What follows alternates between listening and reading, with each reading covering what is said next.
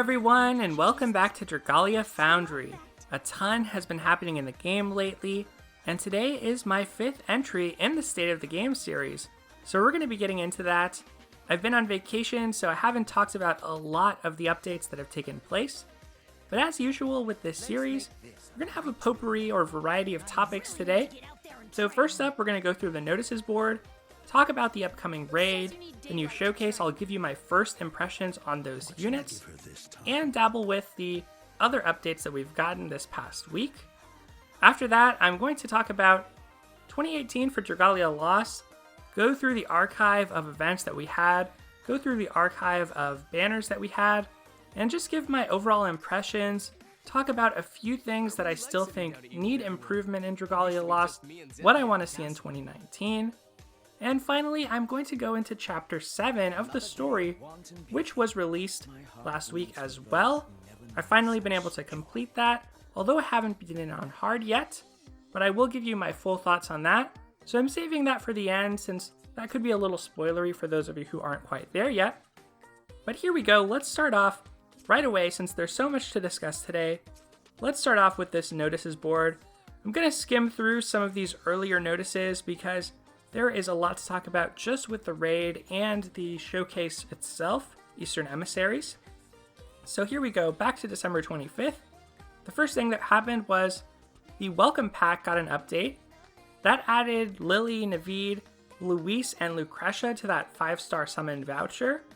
And it's pretty cool to see that you can now purchase 2 of those if you're interested in that. It is a pretty expensive pack, and the more 5 stars you have, the lower the value of something like a 5-star summon voucher. But I'm glad that that's an option for players who want to support the game that way. If you're just starting off, you could get 2 of those if you really want to dive into the game. Pretty nice to see that, and there's also some strategy there where if they're going to keep adding new characters to that voucher, you could potentially wait to use yours if you really want to get those new characters or a chance at them out of your own voucher that you got for free or paid for. So moving on from that, we then got this present from St. Starfall of 1,000 Wormites on Christmas, December 25th, and I just had to pull this up. There's not much more to this news, but to show off this artwork of Cerise and Hildegard. So I really hope they're alts in the future next Dragon Yule, because I really love their designs. But anyway, that's all for that announcement. Just had to show off that artwork like I said. Going back down the list though, the next big thing we got was this treasure trade update. So that is live now. I'll go ahead and show you in the treasure trade area of the shop. It's pretty cool. It's basically what was promised to us, and it should make most of your upgrading very smooth going forward. So as you can see, you can now trade orbs. You can also trade materials like granite and meteorites that are used for crafting weapons. And you can trade these both to higher rarity and to lower rarity. So this is a really good mechanic or good feature rather, to help smooth out the resources that you get. And here on the Dragon Trials page, you can also do this for scales, which is super useful for upgrading your characters in their mana circles. So overall, I think this is a very positive change. The one thing that wasn't touched were insignias. So basically you still can't change regular insignias to royal insignias, those things that you get from the Imperial Onslaught. But I think that's okay. There still needs to be something to grind in the game, and those are useful for a lot of higher power stuff like your dojos, your elemental weapons, your worm prints that you're going to use to take on the high dragons. So I'm pretty happy with the treasure trade update overall. Next up here we have these 2 packs that are coming. These are paid packs, and the New Year's Party packs in general look pretty good. They're going to include some rare materials like Sunlight Stones, Champion's Testaments, which you only get from events really. And then the New Year's Party pack also has Steel Bricks, Silver Keys, and Moonlight Stones. It looks like it's going to be expensive, but those 3 items I mentioned are the only ones that can unbind 4 stars right now. So that is kind of cool to see, and I don't think we had access to the Steel Brick earlier. I do hope those materials are available for free-to-play players at some point, since it would be nice to unbind our 4 stars. But this is coming out on December 31st, and definitely the more controversial pack is this lucky Hon Itsuki paddle pack. This is actually our first premium weapon in the game, and it's coming out tonight, December 30th. It's a special pack that includes this paddle weapon, exclusive for the new year, and Diamantium. So, I don't want to jump to judgment on this. It is unfortunate that we can't get this cool exclusive because it's paid, so if you're a free-to-play player like myself, this won't be obtainable to you, at least not through what's described here. I am hopeful though that this isn't going to be a pay-to-win situation. If you look at the event weapons that we got during Halloween, those were not necessarily the strongest weapons. They were kind of good if you're a newer player. As a 3-star elemental, they're going to be better than a lot of 4-star options that you have available, but I hope that it's kind of like that with this weapon. Maybe it'll be for some quality of life features, and the fact that it's exclusive for the new year, it might even disappear from your inventory, or maybe it's a temporary thing to, say, boost your EXP in battle. I hope that that's something like that, and we'll see what it is. I'm not going to judge before I know, but I'm hoping it's not power creep or pay-to-win stuff. Now, moving on from there, we also got this update notification. The big news out of that was Halloween Elsand got a slight nerf. It was more of a correction because her gauge accelerator was applying twice, but players who had her did get 3 single summon vouchers, which is kind of nice. Not so much that it's overkill, but it is kind of a rich get richer situation because players like me who already had Halloween Elsand were getting more now. And we also got a 10-fold summon voucher that you can use on Dragalia Defenders or on the upcoming showcase. Now, a big piece of news was all of these upgrade events that are happening. So these are ongoing right now. The strengthening campaign cuts in half the stamina used on Avenue to Power and Avenue to Fortune. The next thing is that Shadow Steep runes are always open to help prepare for the upcoming raid, where we'll face off against a light raid boss. Then we get this upgrade event 3 starting on December 31st to January 9th. So during the upcoming raid, stamina recovery will be twice as fast. So this is going to be a great time to tackle the story, chapter 7 on hard mode, any kind of content you want to do. You could double this up because this overlaps with the half stamina event.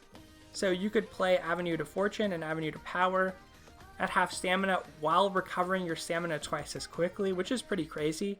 You could get a lot of crystals or rupees that way. And then finally, from December 31st to January 3rd, all elemental ruins are going to be always open. So this is a great way for players to be able to choose who they want to build out. It's great for newer players who jumped in with Chapter 7, perhaps. I think this is really cool. Now here's where the treasure trade update was implemented. And we also got that Ruby Mine update that I talked about before the break. So I think we're wrapping up a lot of the updates here. Chapter 7 came out, but we have a whole topic dedicated to that. So finally, let's catch our breath a little bit. But finally, we're going to talk about the new event, raid event, starting tomorrow. Starting on December 31st, New Year's Tidings Fortune from Afar. And it'll be tomorrow depending on your time zone and so on. But this event, we're finally fighting off against a light boss. And this will be a raid. And super cool because this Fortune from Afar, Eastern Emissaries, a lot of characters in the game, in their description, in their stories, they allude to the East. As vague as that may be, we're getting some insight into what that is. So it says, a group of people bringing blessings for the new year in samurai attire arrived from Hinamoto, a land to the east. That's a first. For me, I haven't heard that term before, in the game at least. And when a Naginata-wielding young woman who is following that group shows up, the Halidom is thrown into an uproar. So the woman is there in the picture, and we'll get a closer look at her in just a moment. But the event has some changes, which is pretty cool. A more extensive story than Resplendent Refrain. And I was pretty happy with Resplendent Refrain. I feel like that's the best story we've gotten, so hopefully this will be a great story too. And the appearance of the extra battle has gone up. That was a big nuisance for players last event. It was decreased without people being notified, and then people were notified after the fact, but they still didn't increase it back, so this should make this event easier to grind out. And then for additions, special New Year's gimmicks such as the raid boss dropping New Year's gifts and Kagami Mochi appearing in maps. That is really cute. That's a nice touch, and hopefully for the home screen, maybe the snow will change into something like with fireworks. That would be lovely to see. But here we go, let's look at the top here, because we're going to get a little bit better picture of the event and this Naginata wielding woman. So it says it's New Year's Eve and everyone is busy, and that's before a girl from the East shows up at the Halidom with chaos in her wake. Throw in a backbound samurai and a battle for the blessings of a curious dragon, and you've got a recipe for an unforgettable event. Here we go, and this is, I suppose this is the boss that we'll be facing off against, but let's go to the next page. If you look here, this is the exclusive 5-star dragon, and don't those look identical? So this could be the first time that the boss itself is the dragon that we're getting. Because normally, last time here we had Sabnok, who was the boss, and here we had Meridi, who was the free dragon. That could mean that this dragon, actually always the dragon shares an element with the boss, so both of these are going to be light. And it looks like they're going to be the same. We'll have to wait and see. We're going to know very, very soon. But I'm excited for this. It means, of course, that we're getting a Shadow Summon Showcase, which people have been clamoring about for a long time. There are a lot of memes that Cygames forgot about the Shadow element, but they did not. We just had to wait with our patience. In due time, it was bound to come out. And now it finally has been announced officially. Eastern Emissaries. So there is some big news right here on this front page. This showcase is going to feature limited time adventurers, dragons, and wyrmprints. Just like the holiday showcase Dragon Yule Defenders that we just had. That means that these characters and these wyrmprints and dragons that are limited aren't going to be part of the normal summoning pool. So for most showcases, those characters get added in after the fact. You can still summon them. Not so on this showcase. And it nicely lists out which adventurers, dragons, and wyrmprints are limited, and that there's going to be another wyrmprint that is not limited time via Reese Alberia. So here we go, December 31st to January 9th. And we're going to go through and I'll give you my first impressions on these characters. I have looked at this once just to post a news update on the Discord, but I don't know a whole lot about these characters. Ieyasu is the first adventurer. He is a Blade Shadow unit, attack type. Pretty cool adventurer details there. He represents the boar. And I wonder, is this the year of the boar perhaps? Because boar comes up other times here. But in any case, Ieyasu's skills are Sakura Flurry, which deals shadow damage to enemies directly ahead and inflicts bleeding. And then Blade Formation, which activates the stance for 15 seconds, during which the user heals and their critical rate against bleeding enemies is increased by 15%. So I wonder if bleeding will be a proper affliction that we're getting that's brand new to the game, or if this is something character specific or showcase specific. Either way, it looks like a pretty potent combination, and blade units can sometimes be pretty frail, so being able to heal himself is pretty nice. You have that strength co-ability, of course, and then this HP 70% equals critical rate plus 10%. This guy is going to do a lot of critical damage with these high critical rates, especially with a wyrmprint backing that up. Paralysis res, which kind of suggests that the raid boss will inflict paralysis, and critical damage plus 20%, which works great with that first ability, and blade formation itself. So Ieyasu looks really strong. Right now I think the only 5-star blade we have is Mikoto, and it's pretty cool that we get another one in Shadow. I can imagine this would be a really great unit, potentially when High Jupiter comes out. but just in general, he looks like a super cool unit. It's nice. It's one of the rare featured 5 stars who is a man on the banner. It's usually a woman in the lead. So that's kind of cool to see. I think this is the first time it's happened since Naveed. But moving on, we get to our dragon, and she is named Marishiten. I'm sorry if I've mispronounced any of these names, by the way. But I like in the description it says, in a cuter touch, she has a number of little boars that follow her around. And looking at her stat spread, it looks like she's going to be a strength-focused dragon. And indeed, we find out she is the first dragon that's providing up to 60% strength to Shadow Adventurers. So she falls into that same category of Agni, Cerberus, Leviathan, Zephyr, and Cupid. And she actually inflicts bleeding as well. So Daybreak Flurry deals shadow damage to enemies directly ahead and inflicts bleeding. Now, once again, we don't really know what bleeding is from all these descriptions. If the only effect of bleeding is to work together with Blade Formation on Ieyasu, then this doesn't really do anything by itself.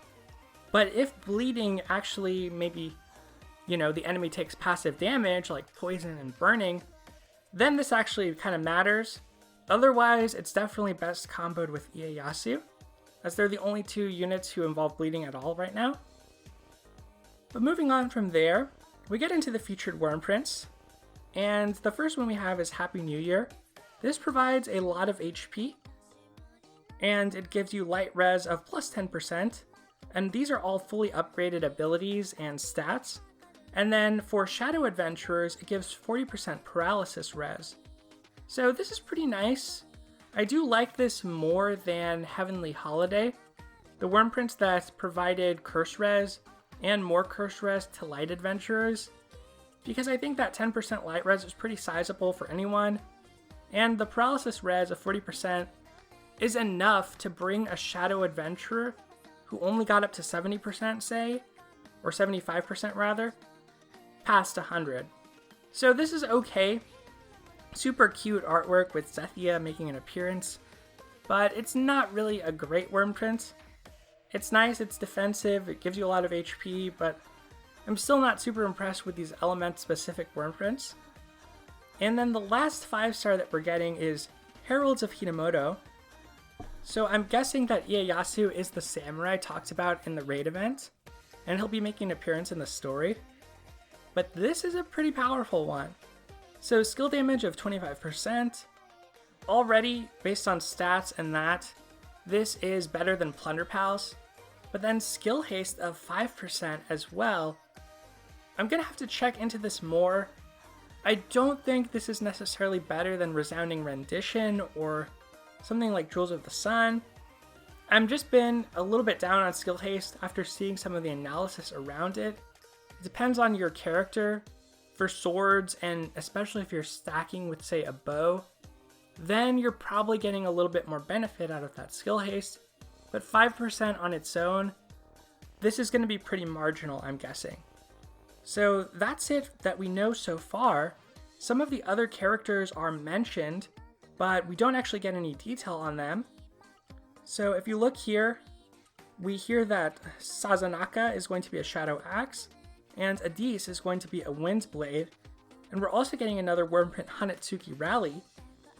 I'm really looking forward to this. It is limited, but I don't have a very strong Shadow team right now, and I would guess that many of you don't, because Shadow just isn't the deepest pool in the game. I am interested to see if we get Energy come back at all on this showcase.